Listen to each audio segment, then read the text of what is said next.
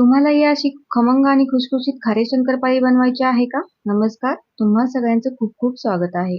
तर यासाठी लागणार आहे 2 कप मैदा व ओवा, जिरं जे मिक्सरमधून काढून घेतलेलं आहे, चवीपुरतं मीठ.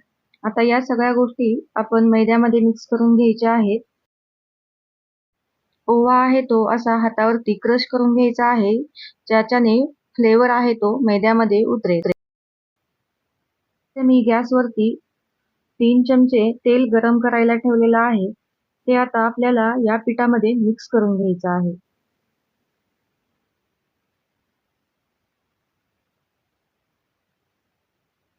हाताने छान तेल मिक्स करून घेऊ शकता. आपल्याला पाण्याचा यूज करून हे पीठ मळून घ्यायचं आहे. आपण जशी नेहमी चपातीसाठी पीठ मळून घेतो त्याच पद्धतीने मळून घ्यायचं आहे. आणि हे मळून झालेले पीठ आहे ते 10 मिनिटासाठी झाकून ठेवायचं आहे. नंतर याच्या चपातीला आपण जसे गोळे बनवतो तसे बनवून घ्यायचे आहेत आणि लाटून घ्यायचे आहेत.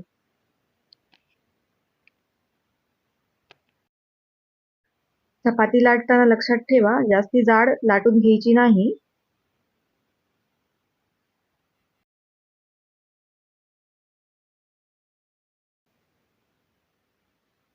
आणि आपण नेहमी जशी शंकरपाळी बनवतो त्याच पद्धतीने शंकरपाळे बनवून घ्यायचे आहेत.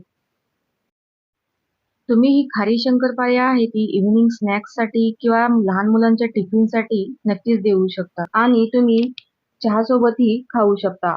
खाण्यासाठी खूप खमंग आणि खुसखुशीत लागते. तुम्ही ते बघू शकता आपण नेहमी जशा शंकरपाळ्या बनवतो त्याच पद्धतीने ते कापून घेतलेले आहेत. आता एका कढईमध्ये मी तेल गरम करायला ठेवलेलं आहे. तुम्ही ते आता आपण शंकरपाळे तळून घेऊया. छान गोल्डन असा कलर येईपर्यंत त्या फ्राय करून घ्यायच्या आहेत.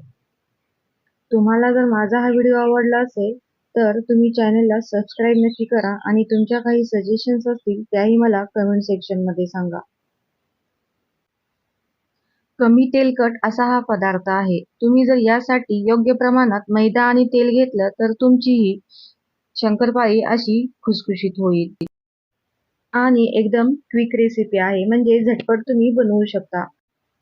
तुम्ही माझा हा व्हिडिओ पूर्ण बघितला यासाठी तुमचे खूप धन्यवाद.